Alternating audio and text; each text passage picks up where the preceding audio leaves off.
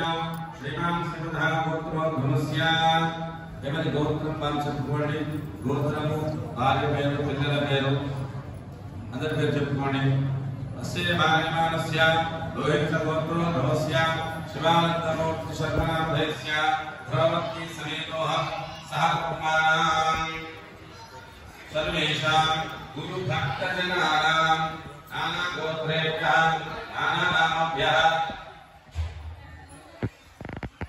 చెప్పండి अस्माकं सह कुटुंबानां क्षेम स्थैर्य धैर्य विजय अभय आयुः आरोग्य ऐश्वर्य अभिवृद्ध्यर्थं धर्मार्थ काम्य मोक्ष चतुर्विध फल पुरुषार्थ सिद्ध्यर्थं मम व्यापार व्यवहार उद्योग प्राप्ति द्वारा अधिक धनलाभ प्राप्त्यर्थं स्थिर लक्ष्मी कीर्ति लाभ शत्रु पराजयादि सदाभीष्ट सिद्ध्यर्थं నమస్కారం చేసుకోండి. ప్రణాళికతో మీ కోరికలు మన దేశం గురించి కూడా కోరుకోవాలి. గురువుగారికి అదే విధానం.